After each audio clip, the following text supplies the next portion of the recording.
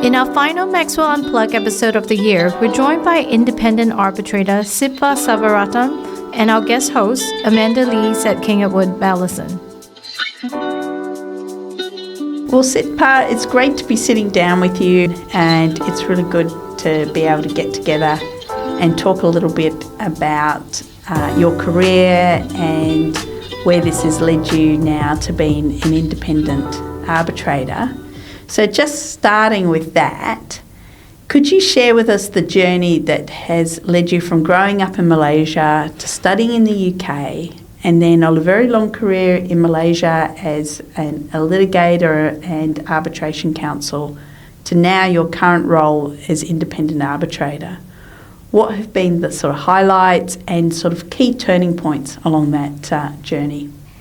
Well, first of all, it's such a delight to be here chatting with you, Amanda. I think we go back many, many years, probably 20 years, doing all sorts of stuff together, Chartered Institute, CIARB, and other stuff, briefs as well. So thank you for having me with you to chat this afternoon. Well, the question you ask is very broad, very wide, and it's my pleasure to be able to narrate that as succinctly as possible. There have been several twists and turns, fortuitous ones. May not have seemed like that at that time, but everything with a lovely silver lining. But to begin at the beginning, I think how did I end up in Malaysia? You asked me that because I look very South Asian. I look South Asian. And that's because my forefathers, my great-grandfather, to be precise, was brought by the British from Ceylon, now known as Sri Lanka, Ceylon then, to Malaysia to help with the railway. So this happened a lot. Ceylon had quite a good education system, and the British handpicked people and brought them to Malaysia to run the postal service or the railway service, and my grandfather was one such person. And so that was the seed of it all. But each generation, upon their retirement, would return to Sri Lanka until it came to my dad. And my dad was here during the independence of Malaysia from British rule. And he then made the choice to take Malaysian citizenship. And then the rest is history. We stayed on, and Malaysia is very much my home, but with still looking very Ceylonese, Tamil, because that was the way the culture was preserved within the community. And so if I fast forward a little bit, my younger days, uneventful. I was educated in a convent school, so like all good convent girls with sound virtues, but with a hidden mischief somewhere there that rears its head every now and again. And then the next twist occurred here in Singapore. I came here to Singapore around the age of 18, I think, to do my A-levels. And that was because Malaysia had adopted a policy that did not give equal rights for ethnic minorities in terms of education opportunities. And so it was a quota system. And my parents thought I would probably have a better chance of entering university in Singapore. So I came here. I was in Raffles Junior College for 2 years. And much to my disappointment, dismay, I did not get offered law by NUS, the National University of Singapore. So the world came crashing. There was no plan B. Right. I didn't know what was going to happen. My father was then a lecturer in a higher institute of learning in Malaysia that had contacts with very close ties with Cardiff University. And he thought that would be his way of keeping an eye on me in Cardiff. Little did he know that the good convent girls can get up to more mischief. Yes, skim under the radar very well. And so I ended up in Cardiff. I applied through clearing. You can imagine how traumatic that would have been, actually. It was applying in June, July for a September intake, and I got in. And because it was Cardiff University, Professor Cadwallader was the maritime head. And Professor Cadwallader is the renowned professor in maritime law that helped promulgate the UNCLOS rules and convention, such a big name. And so my uncle, very wise, told me, look, you're going to Cardiff. Malaysia is just opening up a fledgling industry in maritime. Study maritime law, and such good advice it was. And that's how the twist and turn into maritime law. I loved it. I loved both the law. It came to me quite naturally. I aced it, and then with that, I managed to secure a scholarship to Cambridge, did my master's in shipping and international trade, and then I came back home like a good Ceylon Tamil girl because I was told I had to marry a Sri Lankan Tamil man, and that's how that background went, Amanda. I mean, it's interesting what you say about the stresses and the way in which things can come crashing down at the end of your schooling, where you think you haven't perhaps got what you're hoping to get. Currently, with my own teenage children having gone through this period of them applying for multiple universities, and then being disappointed and then delighted when they've got something else, I can certainly see how stressful that must have been after you've come here to Singapore, which must in itself, I mean, when you came to Singapore for Raffles College, where did you live? Were you in a boarding house or what were... Yeah, I was like entering the big bad world. I was leaving my little comfy home at home, so protected, into Singapore, and I lived in... the YWCA, can you believe it? Yeah, but it was an experience in itself. Met great people, learned about the ways of other community and cultures. As close as it might be to Malaysia, it was different. Living alone was different, but it was a wonderful kindergarten before I went into Cardiff. Really, so I'm so grateful for that opportunity. Yeah, and then to end up in maritime law by just this accident of the university you're at, and. Exactly. And the professor there, and your uncle's very sound advice. And then when you came back to Malaysia, how did you find that adjustment being in maritime law? Well, as you know, and we are talking about the early 90s, maritime law, and you're no stranger, Amanda, to maritime law. You do that as well, so you can probably relate to what I may say now. It was very male-dominated, and because it was not very sophisticated at that point in Malaysia, at point in time, it was largely ports and ship owners and insurers and banks, and largely male communities within the maritime industry. And with everything where you enter an exclusive sort of zone, there exist pre-existing circles of relationships, and it's always difficult then to enter that. It takes time for them to accept you, trust you, acknowledge your skills, and so it was, in fact, now I look back and I smile that it was so difficult even to enter groups of men at a maritime conference, at coffee breaks, to just have a casual chat with them. They just all stopped talking when I came onto their table, let alone secure briefs. But what was good about it was that the qualifications I had helped me in good stead. P&I clubs appreciated what I had to offer, and it started growing from there. But what I would say is I wanted it, if I look back at the difficulties, I think I survived that environment because I wanted it bad enough, and so I would work at it hard enough, and I was just not going away. I would just keep turning up all the time, again and again, and the judges would see me, and I think they soon realized that that I was there for the long term. They saw my commitment, my staying powers.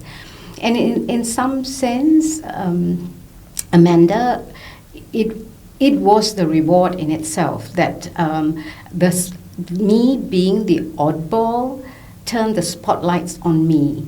And You stood out from others. I stood out, and I just had to seize it and shine. I didn't have to create spotlights for myself. And then when I was not going away, I think I began developing goodwill and the reputation that we all need in this career. And they stopped seeing me as women, seeing me as an ethnic minority, and then it became a whole lot easier.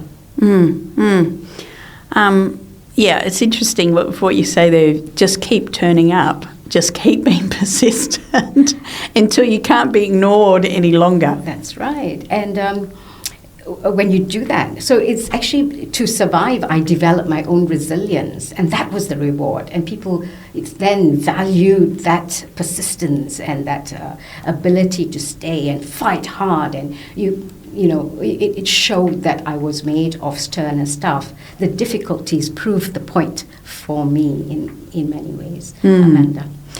And obviously, having had that experience of being often the only woman at the table, I know that you're very committed to equal representation in arbitration and a member of the Equal Representation in Arbitration Pledge Global Steering Committee and co-chair of the APAC subcommittee. You've spoken a bit about how having the spotlight on you, to some sense, being the only woman was an advantage as well as a disadvantage. How do you see traditional male-dominated fields like maritime litigation? Have they changed? Is it easier for women coming behind, or is it still the same sort of battles? It's a lot easier now. There are more women, and people accept women a lot better in the work environment, culturally as well. Before, I think a lot of the preconception was the woman was the homemaker, primary homemaker. She still is to a large extent, but they're prepared to accept that she can contribute a whole lot more to the industry and society. So they're willing to accept women in the maritime field. And there are a lot of initiatives out there now to promote women, encourage women, because it is also very hard stuff, doing maritime work, arresting a vessel or being in the maritime crew, a crew on a ship. These are difficult things to be. And so institutions like the Vista have promoted and encouraged women. And always, when you have communities like this backing you, encouraging you, supporting you, it makes it more bearable. And so I'd say, yes, it's become better. Like if you look at the LMAA full panel members, we have about, if I'm not mistaken, 6 women who are full members of LMAA. I dare say you wouldn't see 2 maybe 10, 20 years ago. So we've made significant progress, but it also requires the women to stay. Yeah, I was going to say, and putting that in context, how many LMAA panel members are there? Oh, I'd say about 30. So it's still 18%, but it's also the way it has grown very quickly over a few years. And I like to say that the pledge played a significant role in that. I think it galvanized all us women and brought us together, gave us a platform. As I said, we can all work in silos and then feel very miserable, thinking, what am I doing? Am I fighting this ghost of perception? People still thinking, that I'm not good enough. I have to prove myself 3 times over. And then you get this platform and we all come together and say, no, you can do it. Go, you can do it. We can do it. Go for it. And if you're in doubt, just reach out to us. We will be there for you. And that gives us courage to keep going. And it's only when we keep going, Amanda, that we feed that pipeline so that there will be a pool of women to be appointed as party representatives, as arbitrators and so on. So yes, it's better, and just urge all women to stay the course. Yeah, I think that's very wise advice, to keep going and keep, taking the good fight. And I think what you say, networking, joining with other women, doing it collectively, just makes such a difference. Certainly in my time in Singapore, which is now over 12 years, I've seen a huge shift in terms of, early on I went to some meetings where there were very few women. There was less than a handful in the room, and now that's definitely not the case. Absolutely. And it has been a real change. And I think part of it I hope I've contributed to in terms of encouraging other women and younger women and, various initiatives For that sure, have been along Amanda. the way. And I think, as you say, it is a matter of just keeping on going in that respect and keeping on persevering and keeping on saying things. Sometimes, in uncomfortable settings, you have to sort of, put up your hand and say, well, where are the women here? Why aren't there more women on this panel, or what are you doing about it? And certainly I think the pledge has made a huge difference in terms of, at least for arbitrator appointments. And I think that is trickling through in terms of council as well. And with you becoming an independent arbitrator, what led you to take that plunge? Right. So after being a maritime lawyer for 33 years, and I was sitting as arbitrator and doing council work for 15 of those 33 years, it happened very suddenly, Amanda. I'm actually stunned at how sudden it was. So I consider myself very passionate, as I've just explained. I was very passionate about being a maritime lawyer, and I thought I'd do that until I dropped dead. And last year it dawned on me that, hang on, I'm enjoying deciding more than advocating. And when that penny dropped, I thought, actually, why am I still here, with my robes and doing court litigation, that is. And I thought, yes, I think I'm ready to just become full-time independent arbitrator. And so this year, that's it. There's no council work. There's no license to go to court. Nothing. I'm here. So you've given up your practicing certificate? So yes, no practicing certificate. I left the firm that I co-founded 24 years ago. So it was not an easy. It does not seem like an easy decision, but it was actually quite surprisingly easy when the moment is right, and it was right. And I look back now, 6 months into this new role, and absolutely enjoying and thriving. The autonomy is fabulous, and just absolutely embrace it.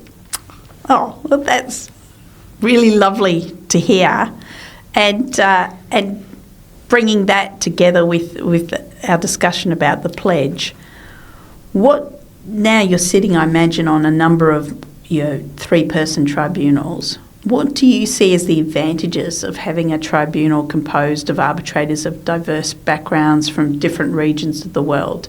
How do you see that playing out?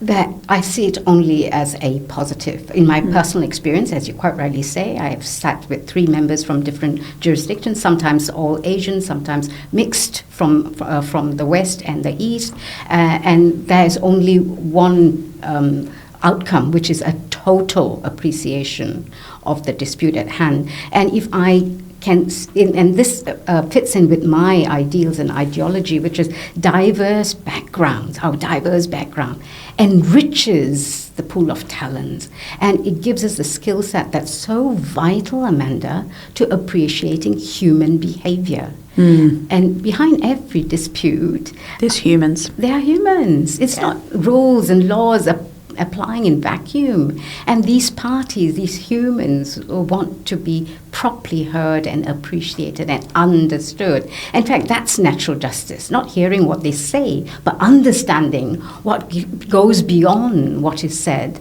And of course, then translating that, putting it in the context of the applicable law. And so to create a credible system, it's almost now a primary system of justice. We've really got to embrace this wholesome diversity within arbitration. And I think it's interesting because I've also sat on a number of 3-person panels, and what I find interesting is you still have. There is this move to let's make sure there are more arbitrators from Asia, from Malaysia, from Singapore, from Korea, from elsewhere in Asia. But you often find that Asian parties will actually appoint arbitrators not from Asia. What do you think is the sort of reason for that? What's the sort of thing holding them back, do you think? I think it's also the trajectory of what has happened in the past. The Western, if I may call them that as a broad description, have had that much more years of exposure. Their names are out there more. They tend to be men, very few women. And so they've had better track record, so to speak. They're better known. And naturally, clients or parties think if they've had more experience, they would be better. And that's not always true. And that's probably part of the reason. Big names, it's safe. Maybe counsel find it safer to recommend bigger names to clients. Clients, legal counsel may find it safer to recommend. The IBM effect, yes. No one ever gets sacked for appointing IBM, kind of applies Absolutely. to arbitrators You're as well. All right. So I think there's some element of that. But my hope and my vision is that we start embracing everybody from everywhere. And then there's a greater level of trust and confidence in arbitration professionals from everywhere, not just in Asia, but that there's a true sharing of the arbitration field, so to speak, so that we accept everyone as equals. I know that there is comfort from the familiar, that if someone has a common background, they tend to gravitate towards them. But hopefully if diversity becomes the common experience and becomes the common platform denominator, then that's the pool from which they'll be picking. I hope so too. I hope so. Just talking about other things for a minute before we come back to your vision for the future of the international arbitration community, which, as you've already beautifully put what your vision is in terms of diversity. But before we come back to that, one thing that you've done in the last 4 years is write 2 books. You've become an author. Now, your book, Resolved, 8 Strategies to be a Fiery Lawyer Without Violating Your Integrity, has been, well recognised, has been very insightful about how you can sort of achieve balance in your life as a lawyer. And first of all, why do you describe yourself as a fiery lawyer? Because I see you as a passionate person, but not a fiery person, I suppose. And then what inspired you to share your personal and professional journey in this format? Oh, thank you. Thank you. Very kind of you for bringing this up, and thank you for asking me. Well, first of all, if you've been on the opposite side of the bench in court with me, you'd understand immediately why I use the word fiery. I cut no slack. And when I'm on a roll, I'm really on a roll with cross-examination and the rest. And there's a streak of courage that comes over me when I am in full throttle, so to speak. And so I would, in one word, describe that as being fiery. And why did I write that book? It's 2 reasons, primary reasons.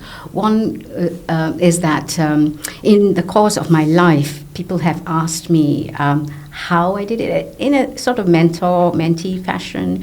How did I manage to be successful in my career, have a balanced family with 3 kids, do national service, community work? How did I manage all that? And I can totally relate to that question because it was not easy. But the short answer is because I wanted it all. So, and if I want it all, I'm going to somehow pack it all, and my time enlarges with my passion. And so I worked at it intensely, Amanda. I worked and reflected, and it was not easy, and kept reinventing it. And I wanted that the way I did it, perhaps to formulate a guide for others, because it uses a system that I learned in the course about 20 years ago when I was bringing up my children and doing rather bad job of it. And then I learned this parent care technique, and it uses the core values of love and peace, truth, non-violence, and so on. And so I use that in my career as well, peaceful courage to push back against toxic environments and finding myself so that I don't compromise my own values values and so on. Because the other aspect of that book, which motivated the book, was the fact that I wondered why people would cut corners because a client requested it or circumstances required of it to be successful. And I thought, I think there might be another way to do that, to achieve success. And success can be defined many ways, and success is not a destination, it's the process. And I put it as an alternative method, as it were, if people might relate to it, of being totally fulfilled by just keeping your vibrations within you aligned to your purpose. And that involves finding your purpose, knowing oneself really well, and then you flow with the current of life and the purpose that life has for you, instead of swimming against it frantically and then having to cut corners perhaps to make something of life. And that's probably why I put it there. It's only 100 pages. It's quick, short, snappy little chapters. And certainly sounds like it fits in a lot with the sort of modern philosophy about work, in that you should find your purpose, and does work fit in with your purpose? Absolutely, yeah. Except I was doing this before the modern philosophy came through. I know you're ahead of your time, Sitpah, ahead. And has it been well received? Yes. I don't know how to market my book or myself, and so I just let it trundle along. And every now and again, I get real, gratitude notes. So I guess it's doing all right. Every now and again, someone say, "I've read that. Thank you so much. Help me at crossroads," and so on and so forth. So that's all it's meant to be: help people. At crossroads. Yes. Oh. And then finally, one of your other passions, as well as being an author, is, and I'm probably going to pronounce it wrong, aikido? Aikido, brilliant. What drew you to aikido? And I noticed, I did a little bit of background, even though we've known each other for a long time. I read a bit about you in other interviews of you, in which you talked about picking up martial arts while at university. And is this what has led to aikido, or tell me a bit about that? Yes and no, Amanda. Yes, so you picked up on all my little passions. So thank you.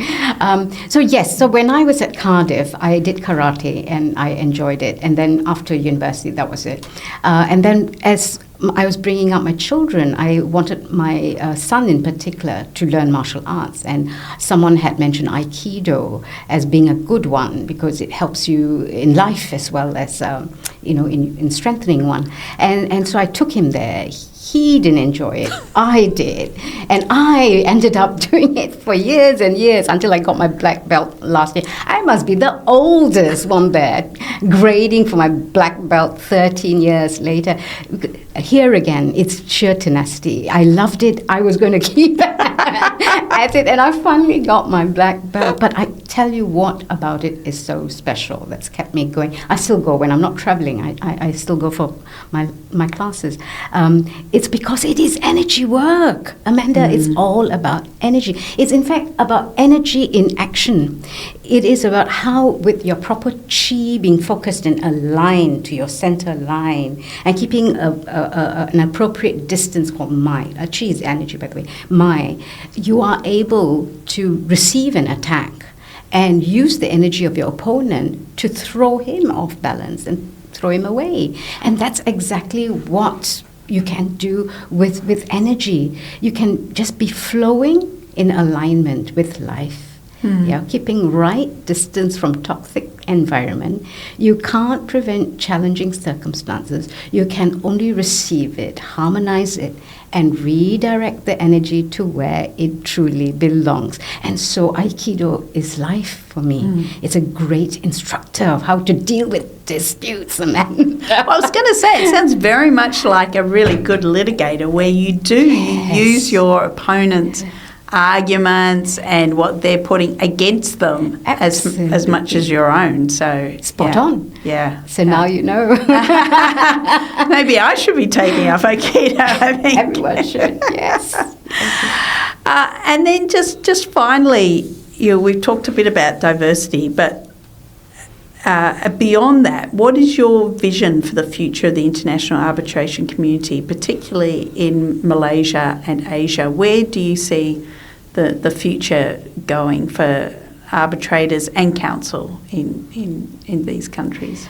I think it augurs really well, and all Asian practitioners are really grateful to what SIAC has done, SIAC has done, HKIC has done for us, KCAB has done, AIAC to some extent, which is to plug us into the global activity of arbitration. And it's growing, the momentum is growing. And as I said, no one arbitrator is able to appreciate all the subtle diversities around the world, cultural diversities. And particularly in Asia, there's so many different peoples, absolutely, so many different law systems, so many different jurisdictions. You said it, yeah. Yes. So we've got to cooperate and coordinate together so that we deliver something more wholesome and more credible and more, as I said, more trustable in all of this, trustworthy, I may say, in the scheme of things. And, we really just have to look at the institutions, the leading institutions like SIAC, ICC, and many of the others. They have case counsel from all over the world in their team. Why? Because people feel more comfortable when they have a diversity on the team,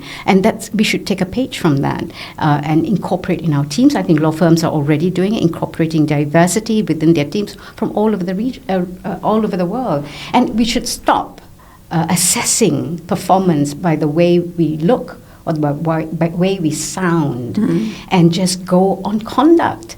How do their actions speak? And that should be continuous. Just because they've had a reputation doesn't mean that they are cast in stone. It's a continuous assessment. And we are used to it in litigation. You're only as good as your last case. Yes. Yes. Except in arbitration, it's private. So no one knows what goes on in the last case. And so conduct becomes important. And as I said before, I would really hope we come to a place where we are able to trust everyone across the world with the right sets of qualifications and skill sets to be an arbitrator. And there's a second fold to that. That would require some kind of a peer oversight committee, I think, that calls up on possible rogue behavior. And this should sit outside the challenges to awards. And so people know there is a grievance mechanism that could take care of anyone who decides to stray beyond what is acceptable in the playing field of our international arbitrations. So it's twofold: accepting, embracing diversity for the value it brings to the system, credibility it brings to the system, strengthens us at the core, and then to ensure that is properly monitored and enforced by an independent committee. Amanda. Well, that's an interesting thought, Sitpah, because that's a challenge for the future as to how to do that. I think it's interesting. You look at the ICC; it's obviously focused on delay and the delay in producing awards, and punishes tribunals who don't produce awards within a timely fashion. You have the LCIA with their code of conduct. Yes. For counsel. You have some people with codes of conduct, like SIRB, I think, has a code of conduct for arbitrators. SAC has one for arbitrators, but it's really mostly focused on disclosure, not very much else. Right. I mean, it's always been a tricky one as to how do you regulate conduct of both counsel and arbitrators within the sort of arbitration community.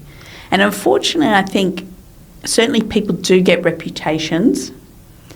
But sometimes I think people get appointed because of what we might regard as the wrong reputation, unfortunately. That too, yes. Yeah. And that's because it's not monitored. That kind of tacit reciprocity of indirect favours, perhaps, is never monitored.